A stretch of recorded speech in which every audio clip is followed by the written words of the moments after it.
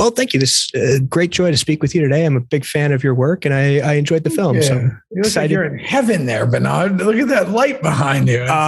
It's a New York City office. So wow, awesome. A little the opposite, perhaps. But so tell me about your process for how you go about selecting a part, how you came to this part. This one was unique and different than the rest of them because it was the first film back after the pandemic had hit. So it was really early on. I had been really good friends with the director. We had done another film together and we had been talking about this film. And then the fact of basically talking about getting it made, it was super independent, super low budget film, but it was like the fact that it was all set in one location.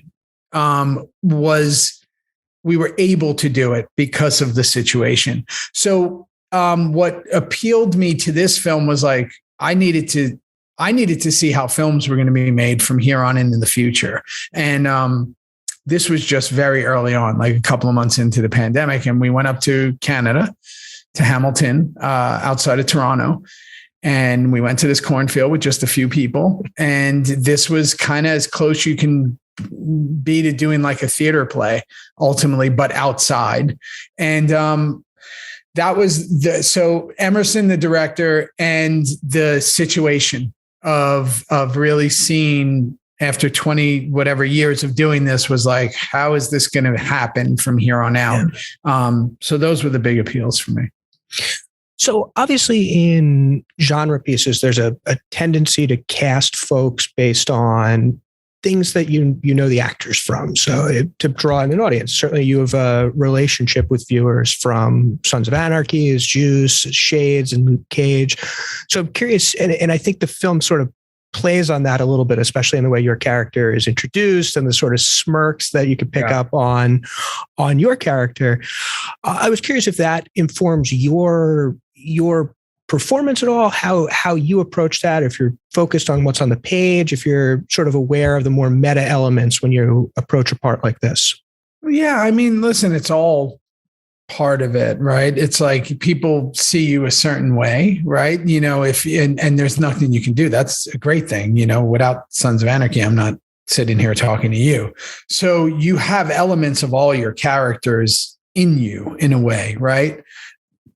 I think with this, the ambiguity makes it interesting. The more you don't know or you're unsure, because if you sit there and you look at Tyler, for example, who I play in the film, and you go, I know what kind of guy he is. You don't, right? And it's like this, that's part of the journey. So any preconceptions you have of these people from what you've known them before from goes pretty much out the window pretty quick. And it makes you kind of go on that ride a little clearer. So I think that that's what I've been trying to do, especially for the last 2 years. It's like to always keep people guessing. And I never want to play something that's the same as the other. It doesn't mean that they won't have elements of these other characters you've played. It just means that they're very different if you stick with them for a minute. And I think Tyler definitely fits into that kind of algorithm of that. How do you approach the human side of a character like this? I know you don't get a lot of time for kind of extended character beats, but I appreciate the way you talk about your daughter in the film, the sort of joke about her Texas name. And I'm curious, you know, how much you build out internally, whether it ends up actually on screen or not. I build out everything. I mean, every single ounce of their existence, how their income level, to what kind of music they listen to how they get dressed, to how long they take showers. I have to put every single thing, even if it's never said. And it might be complete overkill. Every character I've ever played, I have extensive notebooks on. And the reason being is I need to know their life, because our life is what informs our decisions, right? You know, it's one of the things that is maddening kind of in the way of like, is the ego, right? When it comes to acting. So ultimately, if you have a job that takes up most of your day and you're on a certain income level, you're not going to be able to maybe have a 12 pack, right? Working out. And I feel like that was talking about me. And myself. But it's like, you need to understand that when you're playing the character, right? So these are the things that inform you then of who they are. Does their, what kind of job do they have? Does their back hurt? How do they walk? So again, when you do all that homework, you're not just saying lines, those lines are coming from somewhere. So for me, having two young kids, is something that I can relate to in Tyler, the leaving her, again, he's dealing with some past damage that, has occurred in his life and things that maybe he's still wrestling with the decisions of, with the divorce and with this. And so these are all things that you create off camera to make even those few lines come alive on camera. And that's why I try to extend to people that I think some of the best acting done by my favorite actors is done when they're not saying anything. It's all said in their eyes. They don't need to tell me anything. They're telling me everything without verbally saying anything. So that's what I enjoy. That's what makes me do this, is that process. That's what I love. I think that's a fascinating answer. Frankly, it's a question I've approached with a lot of folks I've spoken to, and I think your thoughts here are really interesting and how important that process is. One of the things I thought was very effective in the film was your relationship with Jordan. Yeah. So I was curious how you went about building out your rapport with her. Yeah. So, I was just saying this before, is like most of these things that we're watching, most of these things you and I are enjoying in our lifetime, 100 years from now, probably nobody's ever going to mention them again. They're probably not going to be around, right? Very few Wizard of Oz's out there. Very few film, for me, Armageddon or The Rock. Like very few that are going to be around. I love Michael Bay. Nick Cage ain't going anywhere, right? So it's like, to me, I think that it's all about the relationships with the people you're with, right? Especially in something like this. So it's like, I'm going to do everything I can to find my inroads with the people I'm working with, because especially in if they're having a relationship as Tyler and Jordan are, and amazing. I don't remember anything especially because I'm in the middle of something, is, knowing that relationship. So what do? We find our commonalities. Her fiance was just here in Austin and we were texting. It's like so our relationship goes beyond the characters. We start to know about each other's lives. We start to ask each other questions. We start to help each other. We work out together. We do this, we do that, and we get to have lunch together, and we get to enjoy each other as humans to make that resonate on the screen.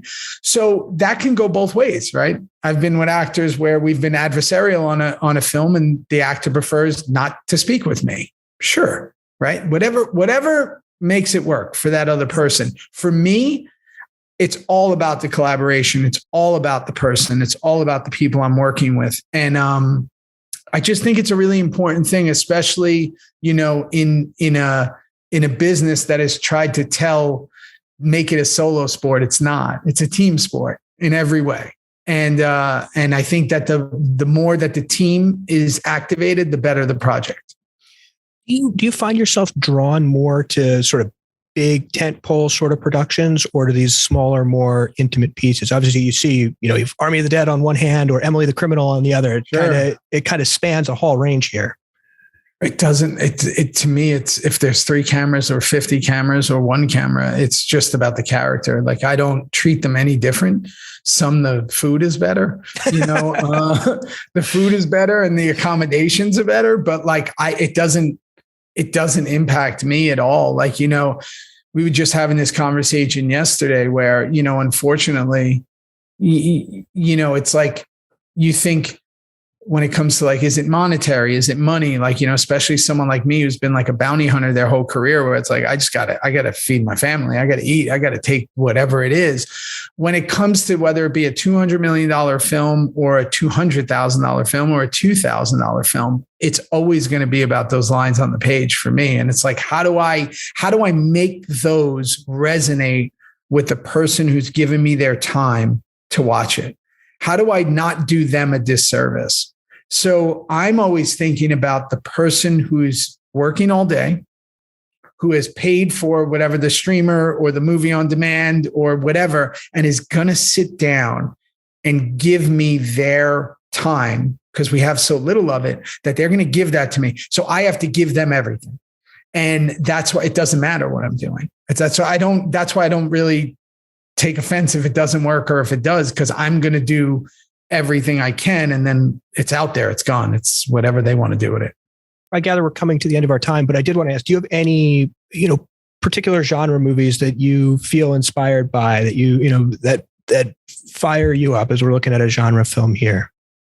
Yeah, I like stuff that is situational. I always go back to I'm an 80s kid, but stuff from we were just talking about The Warriors or Judgment Night or things, these movies that are more what would I do here?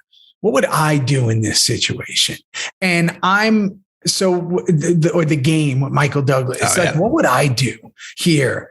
And I like the situational. I like to go on a ride. I want to strap in and go, what would Theo do in this moment? Because we've gotten to the fantastical part of movie watching now, where it's you just kind of shut off and go ahead. Whatever's going to happen is going to happen. It's not me in there. I'm not that person, right? Especially with little kids, it's I go see Sonic. I'm not going to be Sonic, right? I can't, I don't know but I love it. But for me, the genres I like are the situational things, like Emily the Criminal, like you just said, or even Army of the Dead, where it's wait a second, if this happened, what would I do? What would happen? How would I handle this? So I like situational stuff. Well, I appreciate you taking the time today. I really enjoyed the performance here. And I have to say, I hope they run a lovely campaign for Emily the Criminal. It's one of my favorite movies this year. Yeah, we're excited. I just saw it in Dallas. We went to a screening because obviously Sundance was virtual. And now me and the director have been kind of road showing it in Aubrey. So I just got to see it on the big screen this weekend. And, I'll bet it plays great. I saw it on a computer or a TV in my house. It's so different on a big screen. And we're excited for August 12th. It comes out. So we're really excited about that one. Excellent. Well, thank you so much. Congratulations, and look forward to seeing what you have in the future. Yeah, I'll talk to you soon, man. I appreciate you.